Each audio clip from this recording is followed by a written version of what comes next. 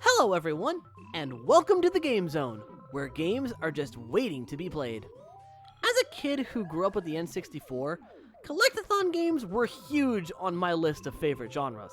Donkey Kong 64, Banjo-Kazooie, Rocket Robot on Wheels, Mario 64. These games ranked high up for me as a kid for their imaginative worlds and their creative ways of getting their collectibles. When Yooka-Laylee was announced as a Kickstarter, I sadly didn't jump on the bandwagon, but waited for it to come out to enjoy what was made from a rather successful Kickstarter campaign. And with the lackluster Mighty No. 9, a game I did regrettably kickstart, more on that in another video, I didn't want to risk putting money into another flop. When the game released though, reviews were kinda mixed across the board, but I did give it a chance regardless of that. And then I 100%'d the game. Playing it again for a Let's Play made me wonder, why did this game get so much flack? I mentioned earlier that Banjo-Kazooie was one of my favorite collect-a-thon games on the N64, and that factors into Yooka-Laylee and its development.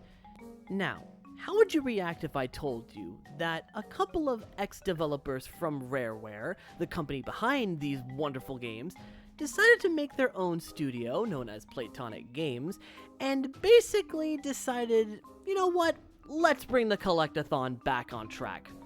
Sounds pretty exciting, right? Now, this labor of love, originally called Project Yooka-Laylee, would later turn into the wonderful Yooka-Laylee.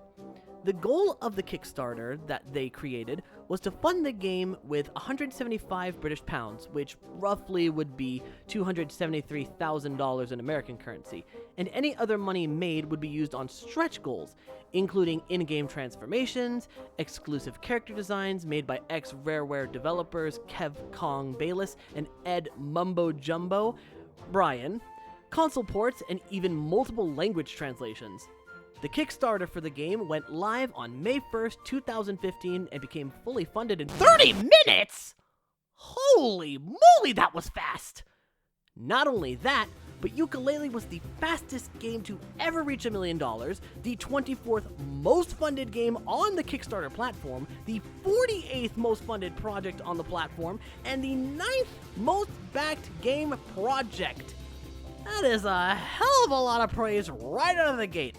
And unlike another Kickstarter project that failed to live up to the promises made, the team behind Yooka-Laylee had a budgeting plan for how they were going to allocate funds and get things done, and with over $3 million at their disposal, hopes were high for this game to succeed. The game released on April 11th, 2017 on most platforms, with a Switch release later that year on December 14th. Now, originally this was going to be a Wii U port, but they decided to shift gears and move that port onto the latest Nintendo console. Smart move in my opinion. The game was moderately well received and managed to get a sequel with Yooka-Laylee and the Impossible Lair, which went with a more Donkey Kong Country style of gameplay. So if it did fairly well, then why are there so many reviews that felt the game was average, or at worst, a flop? Well, 1, everyone's entitled to their opinion, and that's quite alright, but more importantly, 2, I think the game just isn't everyone's cup of tea.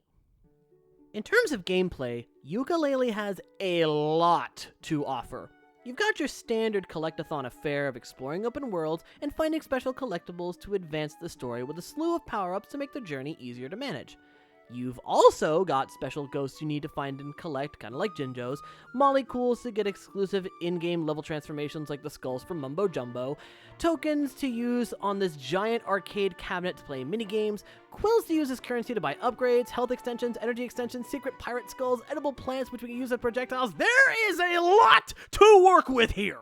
So let's zero in on the main collectible you will be collecting throughout your journey. Pages. Yep. That page has googly eyes and a mouth. And they can talk. And they're smartasses. This game's pretty weird, isn't it? In fact, most things have googly eyes in this game, so get used to everything having a big old pair of peepers. That aside, these pages are how you are going to move forward in this game.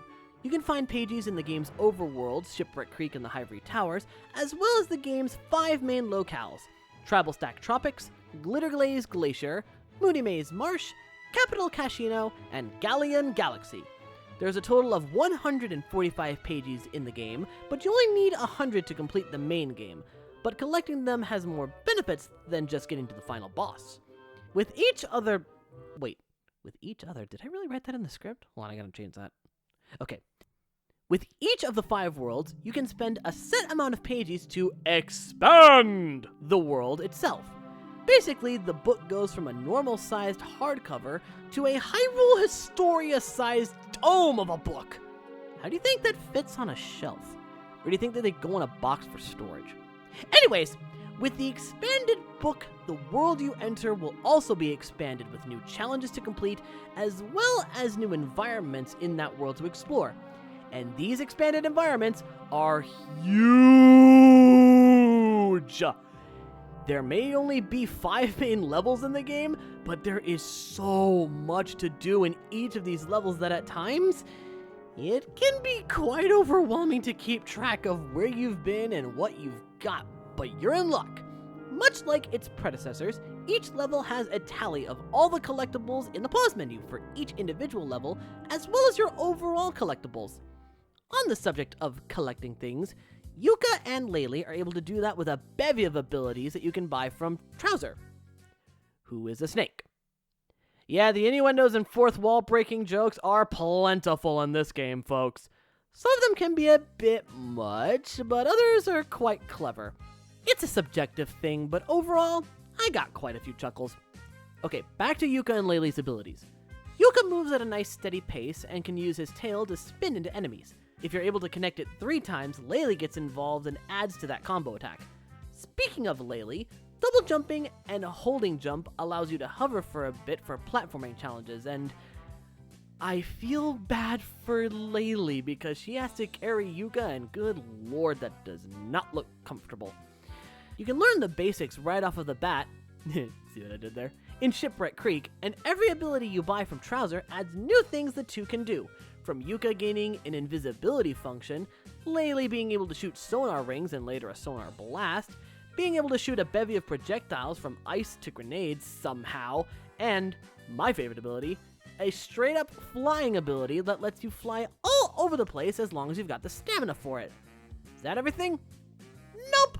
There are also secret tonics you can unlock to change up the gameplay. My personal favorite is the 64 tonic that makes the game look and run like an old N64 video game, which is just lovely. Now, with all these things to do and all these abilities to collect, you gotta wonder, why the heck are you collecting all these things in the first place? Near Shipwreck Creek is a large industrial factory building known as Ivory Towers. In it, one capital B, yes, that is his name, and his assistant, Dr. Quack, yes, that is his name, are discussing the goldness of capital B's new golden statue. Petty much? Before going into their diabolical plan, one so heinous and destructive it would plunge the world into absolute chaos and anarchy. Their plan: to steal all the books in the world and be the only booksellers in the market! The horror! I joke, but that would be quite horrid in a real-life setting. I mean, sure, we have digital ways of reading in the modern era, but it's always good to have a physical way to document stuff, you know? I mean, think about it. Losing all the world's books? Ugh, no thank you. Capital B also makes mention of a special book that needs to be procured as well. Meanwhile, at Shipwreck Creek, Yooka and Laylee are relaxing after a hard day's work and reading about why you should wear pants, apparently. Which, quick little thing, pants in the UK is basically underwear for us in the US, just to avoid some confusion. Anyways, Laylee mentions that she found a nifty treasure book, but before she can rake the profits of it, the book gets sucked to Ivory Towers. But the pages inside the book start to escape before it reaches the tower. Yooka and Laylee then make it their plan to get to the tower to collect the pages and inadvertently put a stop to Capital B's plans. The story setup is honestly ridiculous. The urgency of it is there, But do our main characters know that? Heck no, they don't. At least not right away.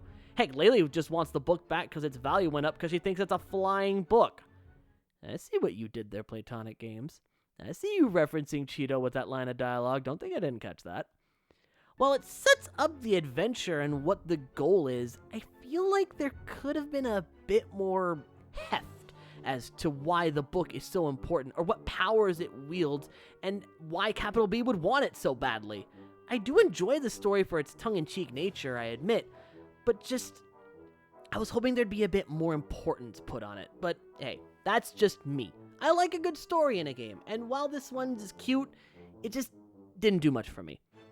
Now, when it comes to how the game looks, oh, it is a bright and colorful endeavor to be sure. The colors and environments in each of the worlds are all quite beautiful to look at, from the tribal themes and forests of Tribal Stack Tropics to the snowy and icy caverns and castles of Glitterglaze Glacier. Heck, even the money-grubbing high-class Capital Casino manages to pop with its lights and sounds, tempting you to play its games. Kinda like casinos in real life, only you actually have a chance of winning here. Every environment finds new ways to play with its respective theme, from the poisonous waters of the Moody Maze Marsh to the teleports scattered around the Galleon Galaxy. Don't forget, there's also an abundance of people in each world you can talk to, and they all have voice acting. Sort of. Much like in Banjo-Kazooie, they speak with sound effect noises, but you read the text. You have people voicing them for sure, but not necessarily reading lines. Make sense? I hope so, because sometimes I don't. That aside, the levels and environments all look quite nice, and the music composed by Grant Kirkhope sets the tone of the area effectively. Are said tracks memorable though? Some of them yes, but others not so much. But do they fit the environments though? You bet your sweet bippy they do! So on the whole, what do I think of Yooka-Laylee? Well, here's the thing. I can see why people would love a game like this. It's a throwback to a simpler time, when collect-a-thon games were huge, and the fun that could be had spending hours on end finding every single thing and exploring every level is such a fun joy, and it being from people who popularized the genre to begin with is epic to say the least. I can also see why people would have issues with this. It's a game that feels like it jumped from the 90s, and it plays like one too, and in this gaming market, it isn't as welcome to some people as it would be to others. Personally, I find myself in the first camp, with the people who love this game, but I can acknowledge it certainly isn't perfect. At times, levels can be overwhelming in terms of their size, and even though there are bosses, they aren't strictly necessary to completing the game. Some missions can be tedious to complete, and finding every single item can be tough. If you aren't up for the task, I honestly don't blame you, but for me, I had the time of my life doing it the first time, and I would gladly do it again. Yooka-Laylee scores 4 loons out of 5. The game is vibrant and fun, and with the variety on display, you'll be busy for a while, but sometimes it can be a bit much. Full price, wholeheartedly recommended for this one. Now, Platonic, could we perhaps get a spiritual successor to Jet Force Gemini? Please? Please? Oh. Oh no. Oh no.